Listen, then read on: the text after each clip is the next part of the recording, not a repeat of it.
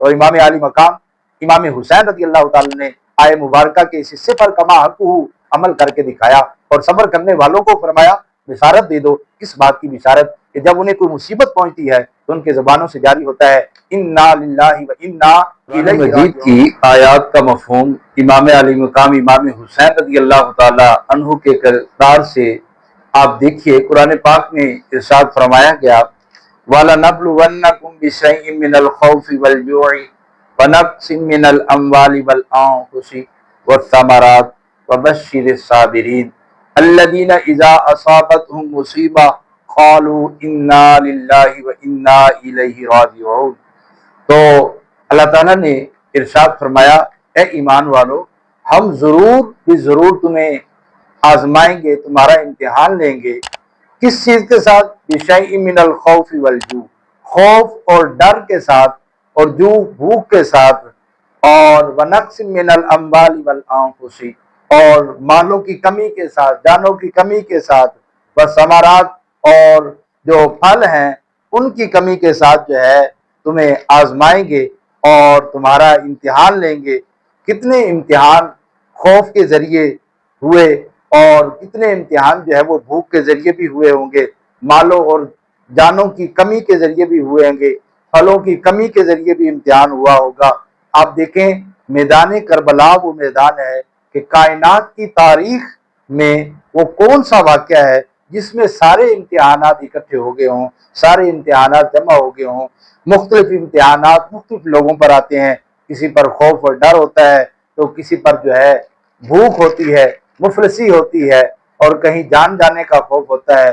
لیکن آپ دیکھیں میدان کربلا وہ میدان ہے جہاں پر رب تعالیٰ نے اپنے محبوب بندوں کو، اپنے مقبول بندوں کو، اپنے نبی کے نواسے کو آزمایا اور وہ سارے امتحانات کو وہاں جمع فرما دیا۔ وہاں ڈر اور خوف بھی ہے، وہاں بھوک بھی ہے، وہاں جانوں کو خطرہ بھی ہے، وہاں جانوں کا چلا جانا بھی ہے، وہاں اولاد کا ختم ہونا بھی ہے، آنکھوں کے سامنے اولاد کا شہید ہونا بھی ہے، چھوٹے بچوں کے گلے پر جو ہے یہ تیر چلنا بھی، یہ بھی ہے۔ وہاں بھوک بھی ہے، وہاں پیاس بھی ہے، نہر فرات کے قریب ہونے کے باوجود جو ہے پانی کا ایک قطرہ بھی وہاں میسر نہیں ہے۔ تو وہاں پر دشمنوں کا لشکر جرار ہے، تو وہاں خوف ہے، ڈر ہے، یہ ساری چیزیں سامنے ہیں۔ یہ سارے کے سارے امتحانات آپ دیکھیں یہ میدان کربلا میں جو ہے وہ جمع ہوئے، اور امام علی مقام امام حسین رضی اللہ تعالی نے آئے مبارکہ کے اس حصے پر کما حقہ عمل کر کے دکھایا اور صبر کرنے والوں کو فرمایا بشارت دے دو۔ کس بات کی بشارت؟ کہ جب انہیں کوئی مصیبت پہنچتی ہے تو ان کے زبانوں سے جاری ہوتا ہے انا للہ و انا الیہ راجعون، کہ ہم تو ہیں ہی اللہ کے اور بے شک ہمیں اللہ کی طرف لوٹ کر جانا ہے۔ تو پھر ان پر کیا ہوتا ہے؟ ارشاد فرمایا گیا کہ ان پر اللہ کی رحمتوں کا نزول ہوتا ہے، اللہ کی رحمتوں کی بارش ہوتی ہے۔ اولئک علیہم صلوات من ربہم ورحمہ واولئک هم المہتدون۔